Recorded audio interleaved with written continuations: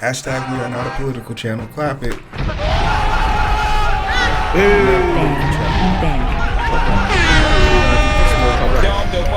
You gonna get this No one. meats. Top rice. Hear me? No meats. Hey guys, how you doing? My name is Hero. This is Coding with Strangers, and I want to talk about something. It's January 20th. Mr. Trump is in office, and you could have taken this day to recluse into your shell and become a shell of yourself because of the current predicament that we're going on, but that is lazy. That is unworthy of you. We deserve better versions of you. I took today to listen to the great speeches of Martin Luther King, some of the best speeches he have, and I think my favorite one is the drum major instinct. It's such a great speech, and it's a great speech because it really encapsulates any phase of life you might be in, all the way from childhood to like older days, and it's sort of like a blueprint. The black community has always had a blueprint on how to handle these trying times because we've been the most tried individuals in this country. So I enjoyed listening to it, and I said even as a child I enjoyed listening to it. And it's because there's an Easter egg in the speech. It's one of the rare situations, and I don't think I've ever heard a situation outside of it. But I'll snap it. And I know you will want to read what I have to say. Of course I did. After you said all of that and explained me so exactly, of course I wanted to read it. But very seriously, it goes... Hey bro, I think I'm gonna head on in for the night. I'm kind of tired. No problem. Get some rest. Hey, didn't you work today? 12-hour shift. And you went to the gym? PR to 700 deadlift. And you still got energy to do all this work? Where does the energy come from, bro? I'm at my best when I have my zest, baby. Can't? Zest? The Zest Super Berry Samba Green Tea comes packed with 135 milligrams of caffeine and L-theanine. That's how I stay focused for longer and stronger throughout the day with no crash. It's way better than coffee or any of those sugar-filled energy drinks out there. No GMO, gluten-free, and it won't stain your teeth. Oh yeah, that sounds real good. Is this one right? Yes, sir, that's the one. But my brother in Zest, I'm gonna need you to get your own Super Berry Samba Green Tea. Selfish. You mad, bro? Don't worry, I got you. Use my promotional code down below to get 20% off selected items and the subscriptions. That's Coding with Strangers, all one word. Put that in the checkout box and you'll be good to go. Thank you so much to Zest for the sponsorship.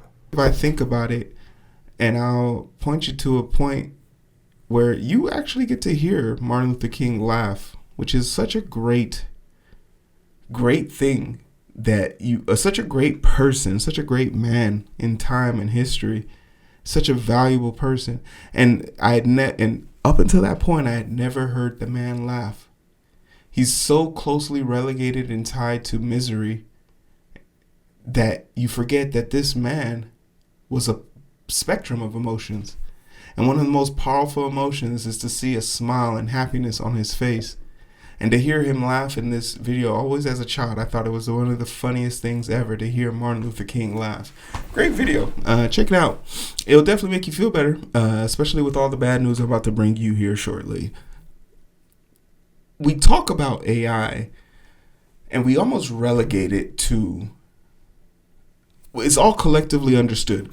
Anyone who uses AI in a practical sense understands its limitations. Anyone who is uneducated about AI has dreams about what it could do. People who have created AIs understand its limitations and know that there's penalties for not being able to contain and control it. Last year we experienced one of the most famous people in the world, Taylor Swift, getting her likeness and watching it be abused by trolls on the internet.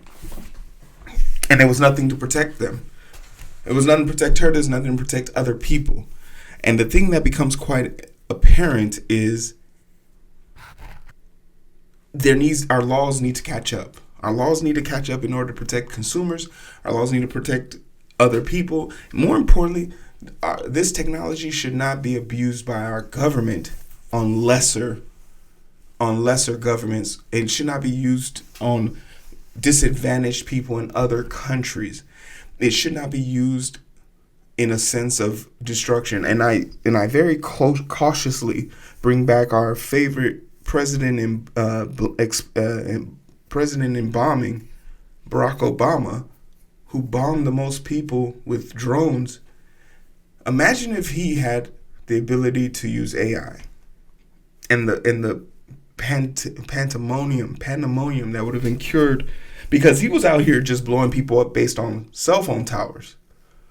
There's 50 people in that building, but one of them have a phone that we once gave tracked to a person that we once believed was a terrorist. Blow the whole building up with a drone. All right, blew up a ceremony, a small gathering of people. It was a wedding. Nice work, America. But now we are on the cusp of another situation, and I just don't think we've learned our lesson. So let's see how else we can fuck this up, right? Let's get into it. I got a few articles here.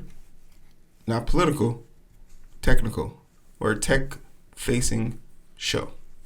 Trump revokes Biden's executive orders on addressing AI risk.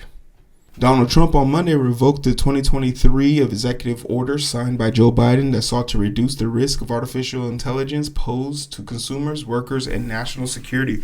Biden's order required developers of AI systems that pose risk to U.S. national security and economic public health safety to share the results of their safety tests with the U.S. government in line with the Defense Production Act before they were released to the public.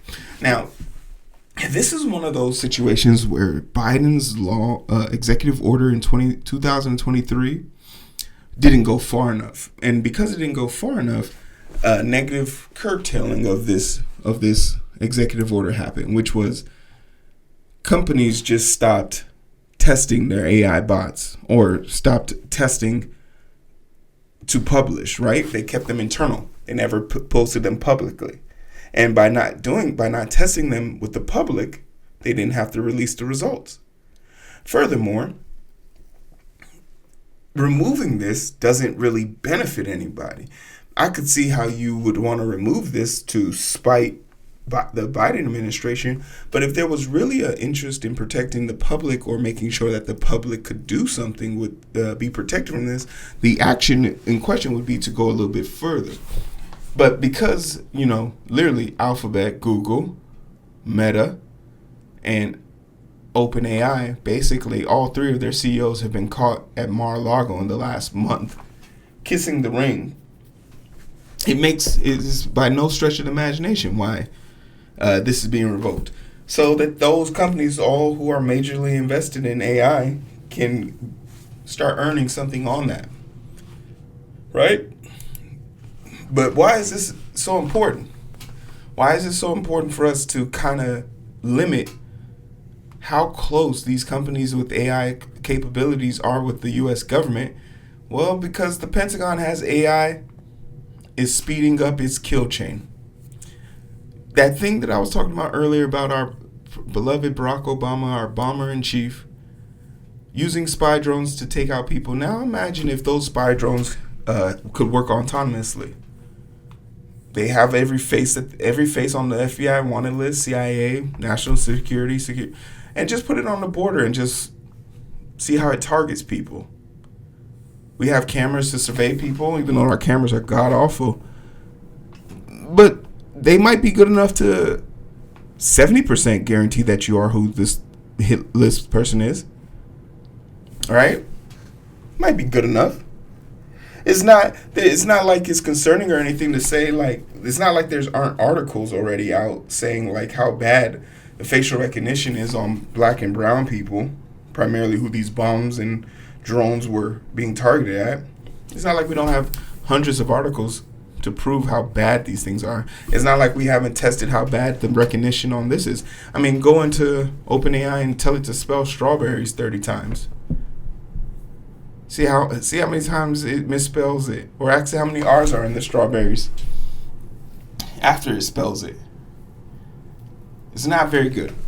It's not very good, right? But leading AI developers such as OpenAI and Anthropic are threading a delicate needle to sell software to the United States military to make the Pentagon the more efficient without letting their AI kill people. Hey guys, we're just selling you stuff so you don't have to use agents to make phone calls or tough decisions. We don't want these AI bots to be killing people for you yet. Today, their tools are not being used as weapons. That's what they told you. That's what I do not believe that. But AI is giving the Department of Defense a significant advantage in identifying, tracking, and assessing threats. The Pentagon Chief Digital and AI Officer, Dr. Harad Plum, told TechCrunch in a phone interview, "We obviously are increasing the way in which we can speed up the execution of kill chain." Of course they want to do that. But to say it so bluntly, the kill chain refers to the military process of identifying, tracking, and eliminating threats involving complex systems, sensories, platforms, and weapons. Like I said, they're not good at this.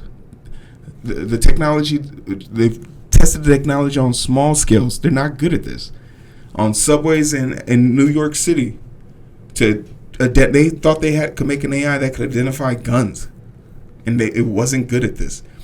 Generative AI is proving helpful during the planning and strategizing phases of kill chain, according to Plum. He's lying. There's no way that it's as useful as they think that it is. And if it is useful to them, it's just proving how inadequate the Department of Defense are. And it's kind of important that they're super efficient because we sink the most money into them. The relationship between the Pentagon and AI developers is relatively new.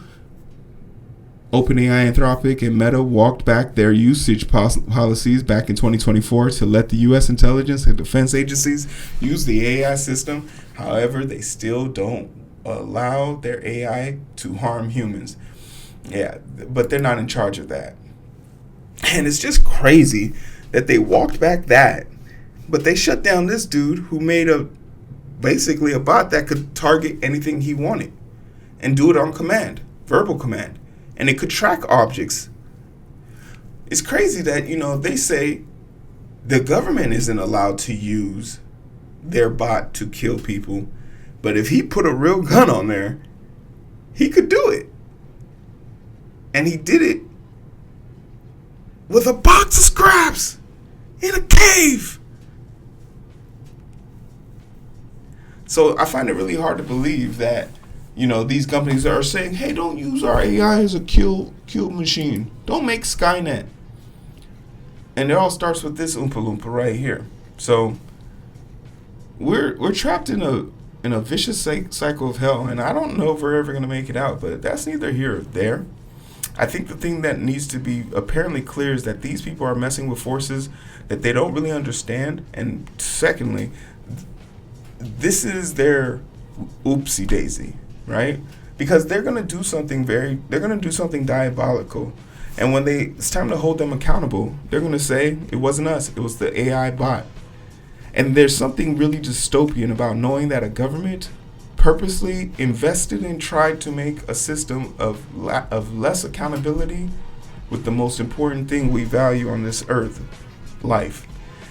And the fact that they'll be able to take it with a simple algorithm is kind of disruptive, but that's just a short little jab. I'm not gonna hold you guys for this long. You're probably super miserable. Go take a hot bath. Yak said it works really well. For everything in between time and the meantime, I'll see you guys.